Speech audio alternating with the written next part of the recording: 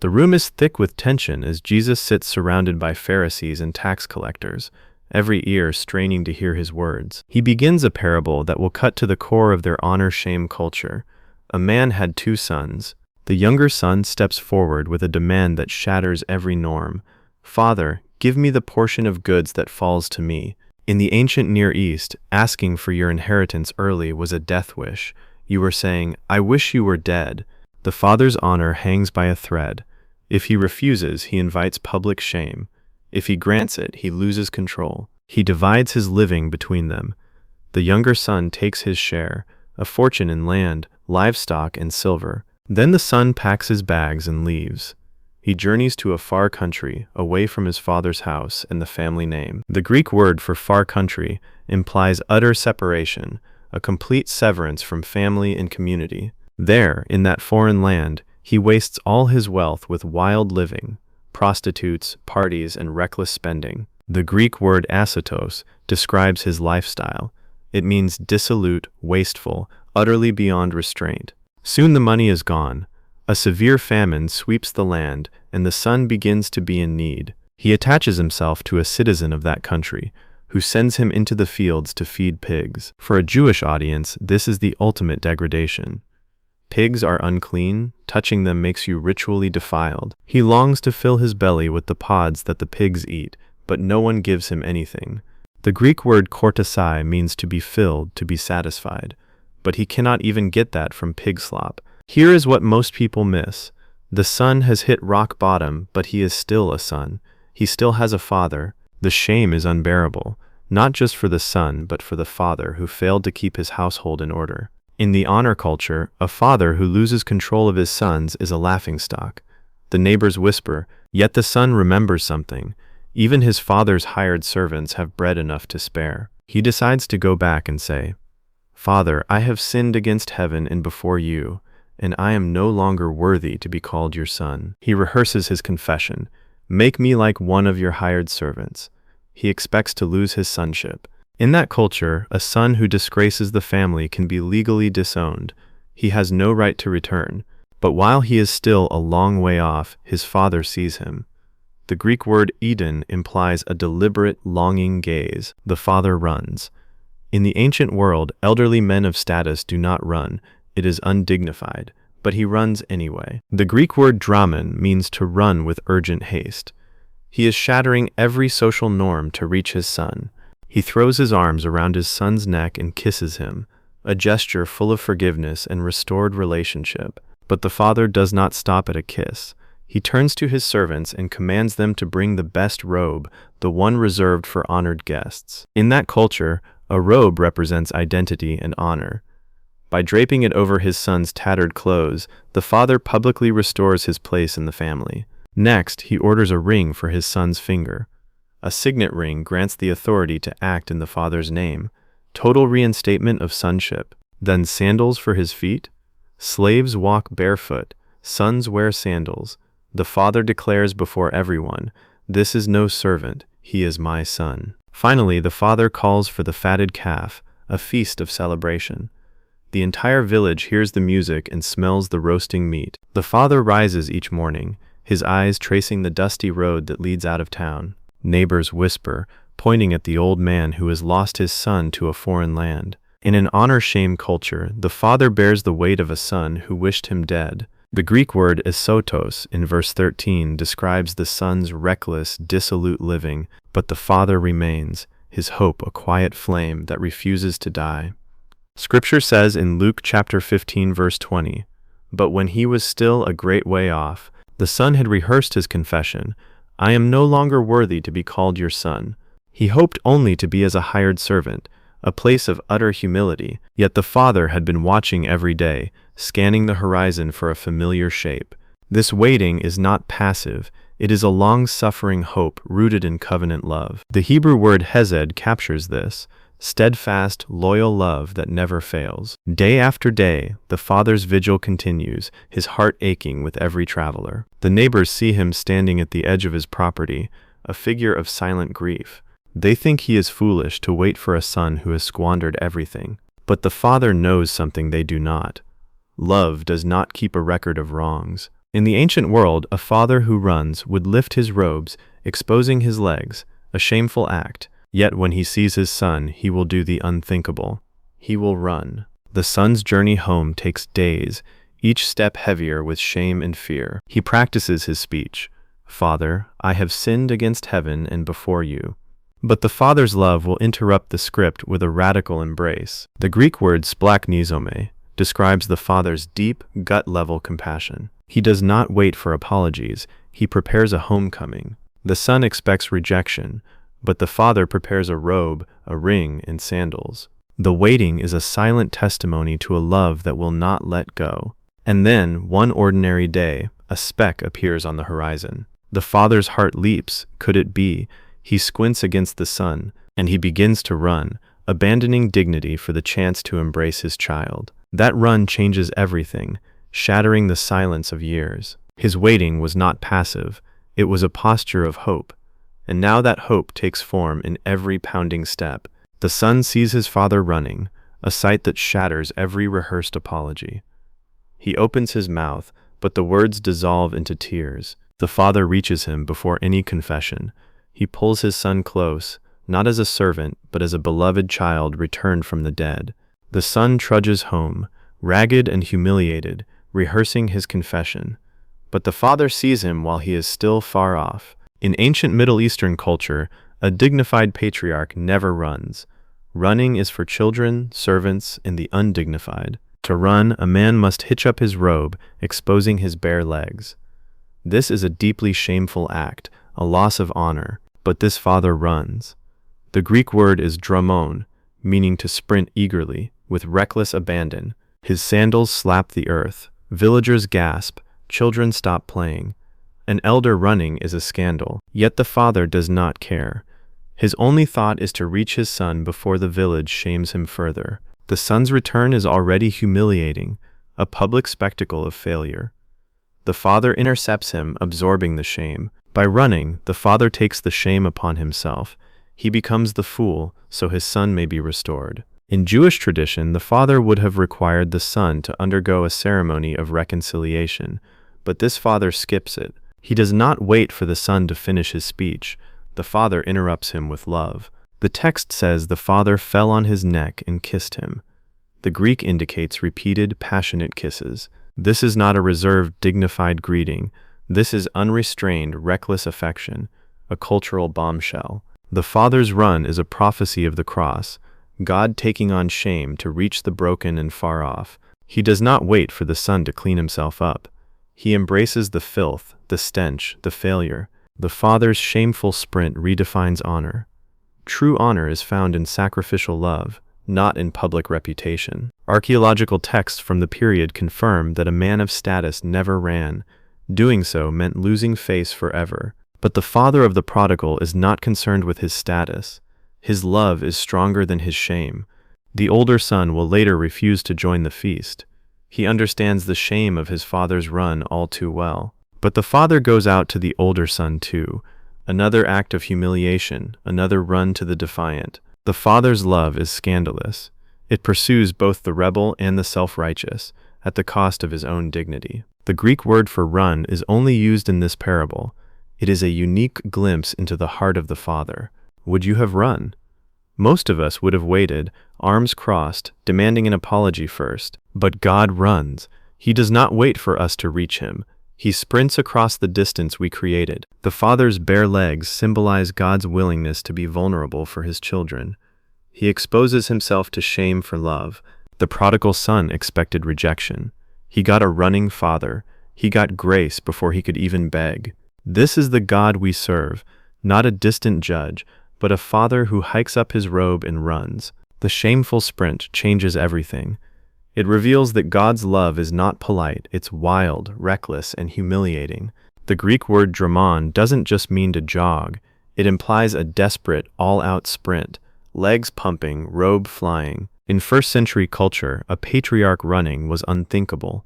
It meant exposing bare legs, the ultimate indignity for an honorable man. The father chose public humiliation to intercept his son before the village could gather to shame him with the kazaza ceremony. By running, the father absorbed the shame meant for his son. He became a living shield, taking the hit of dishonor upon himself. This is the scandalous gospel. God does not wait for us to crawl back in shame. He runs to meet us while we are still far off. The Father sees his Son from a great distance, still far off on the dusty road. He gathers his robes and runs, an undignified sprint for an elderly patriarch. He falls on his Son's neck and kisses him.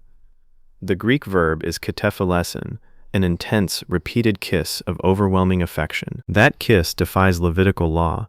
The Son has touched pigs and lived among Gentiles. He is ceremonially unclean. By Jewish law, touching an unclean person makes you unclean until evening, but the Father doesn't care. Relationship trumps ritual. The Son begins his rehearsed confession. "Father, I have sinned against heaven and before you." But his Father cuts him off. He orders the servants, "Bring the best robe and put it on him." This is not just clothing, it is a garment of honor. The best robe would have been the Father's own, a symbol of covering shame and restoring dignity.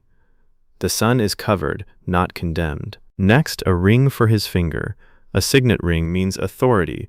The Son is given back his place as heir, not a hired hand, and sandals for his feet.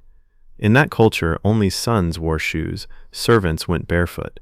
This declares, "You are my Son." The Father then cries out, "This my Son was dead and is alive again. He was lost and is found."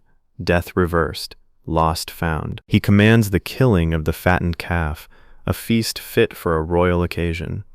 The whole household erupts in celebration. But there is another Son. He is out in the fields, working, unaware of the homecoming. He hears music and dancing. He calls a servant and asks what is happening. The servant says, "Your brother has come, and your father has killed the fattened calf." The elder brother becomes angry. He refuses to enter the house. He stands outside, seething with resentment.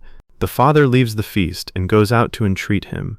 He pleads with the older son to come in. The elder son replies, "I have served you all these years, and you never gave me a young goat to celebrate with my friends." He refuses to acknowledge the younger as his brother. He says, "This son of yours, not my brother." The heart is cold. The father responds with tenderness, "Son, you are always with me, and all that I have is yours." But the elder cannot see it. He says, "It was right to celebrate because this brother of yours was dead and has come to life." The emphasis on brother. The parable ends. We never learn if the elder son goes in. The decision hangs in the air, unresolved. This silence forces you to ask, where do you stand? Are you the younger, the elder, or the father? The kiss of reconciliation defied uncleanness.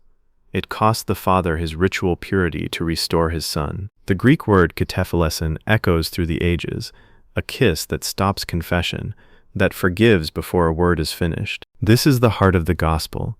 God runs to you while you are still a long way off, defiling himself to embrace you. But the elder brother's heart remains the real audience. Jesus told this parable to Pharisees who refused to eat with sinners. They too had the choice. Join the celebration of grace or stay outside in self-righteous bitterness. The father's kiss defied every law to restore relationship. But the eldest son's refusal shows the deepest tragedy of all. The father's embrace was complete, but outside the party, the elder son stands furious, refusing to enter. He has worked faithfully, never disobeying, yet no celebration for him. Here is what most people miss. In ancient Middle Eastern culture, the elder son's refusal to enter is a public shaming of the father. He dishonors his father openly. The father does something shocking again. He leaves his own feast to go outside and plead with his angry son. The same compassion that ran to the prodigal now seeks the elder. Notice the Greek word parakali. He begged, he exhorted, he came alongside. The father lowers himself again, not commanding but pleading with his self-righteous son. The elder son's complaint reveals his heart. "These many years I have been serving you. I never transgressed your commandment." He sees himself as a slave, not a son. The elder son returns from the field and hears music and dancing from the house. He refuses to enter, a public insult to the father's honor in that culture. He confronts his father, claiming he has slaved for years without reward. Notice he never calls him father, only you. The distance is deliberate. He says, "Look, these many years I have served you. I never transgressed. He reveals his sense of shame. The father never gave him even a young goat. The father responds with a tender word, son, the Greek teknon, meaning child. You are always with me, and all that I have is yours, he pleads. He explains it is fitting to celebrate. Your brother was dead and is alive again. He was lost and found, a resurrection of relationship and grace. Luke chapter 15 verses 25 through 32 records this painful confrontation. The elder son stands outside, angry, his honor wounded by grace. The father goes out to him, just as he rushed out to the younger. This is the wound of unmerited favor. It shames those who earned nothing. The elder son represents the Pharisees Jesus was directly addressing. They see grace as a threat to their honor and meticulous obedience. The father's own honor is wounded by the elder son's public refusal, yet he goes out again, just as he went out for the prodigal. The elder son protests, I never transgressed your commandment at any time, but he does not see his own sin, the lack of love and mercy. The father corrects him with gentleness. It was right that we should make merry. The celebration is not a waste, it is a restoration of life. The elder son is invited in, but the choice remains his alone. The parable ends without resolution. Will he step into grace? The question hangs, can we accept grace for others when it feels undeserved? The elder son's wound is the wound of entitlement. Grace offends the self-righteous. Grace feels like shame when we think we have earned it by our works. But the Father's love is not a wage. It is an unearned gift freely offered. Now the elder brother stands outside, fuming. He hears the music and dancing, but refuses to cross the threshold. His refusal to enter is a public insult, a direct blow to his father's honor. In that culture, this is a deep shame. Notice the elder son never calls him father. He says, these many years I have served you, like a hired hand, not a son. He accuses his father, you never gave me even a young goat to celebrate with my friends. His heart is a ledger. The father responds with tender words, son, tekno, you are always with me, and all that I have is yours. The father sees his son from a great distance and does something unthinkable. He runs. The Greek word used here is drimon, having run. It is a small word with a heavy weight. In that culture, a dignified man never ran. It exposed his legs and brought shame upon him. The father hikes up his long robe, revealing his bare legs, a humiliating act for any patriarch. Yet he runs because his son is coming home. Love outweighs reputation and pride. The father embraces and kisses his son before any confession is spoken. This is the heart of God. He bears our shame to restore us to relationship. Paul writes in chapter 2 of Philippians that Christ emptied himself, taking the form of a servant. He humbled himself, obedient to death, even death on a cross. Hebrews chapter 12 tells us he endured the cross, despising the shame. The shame of the cross is the ultimate scandal. God exposed and mocked by his creation. Yet for the joy set before him, he endured. That joy was you. The father in the parable foreshadows this. God running to embrace rebels. Notice the elder son stays outside. He refuses the father's plea to join the feast. The parable ends open. Will he go in? The decision is left hanging for us. The father comes out to the elder son too, just as he ran to the younger. God's shame-bearing love is for both the lost and the self-righteous. The word dramon is a verb of action. God does not wait, he moves. In the Greek, it is an aorist participle, a single decisive act of grace. This is the nature of grace. It is not earned, but freely given. The Father's shame becomes our honor. He is dishonored that we might be restored. The cross is the ultimate demonstration.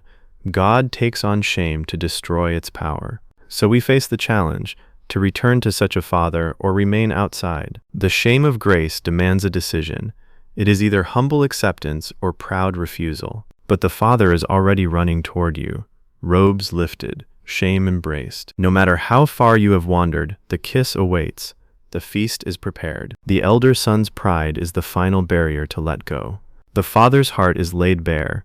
He will bear any shame to bring you home. That one Greek word, dramon, he ran, shatters every cultural expectation of a dignified patriarch. In the ancient world, a man of honor never ran. It meant hitching up his robes, exposing his legs, an act of utter shame. But this father embraces that shame. He bears it willingly because the love for his son outweighs his own reputation. This is the God who empties himself, as Paul writes in Philippians chapter 2, taking the form of a servant, humbling himself to death. The writer of Hebrews says he endured the cross, despising the shame. The Father's run is a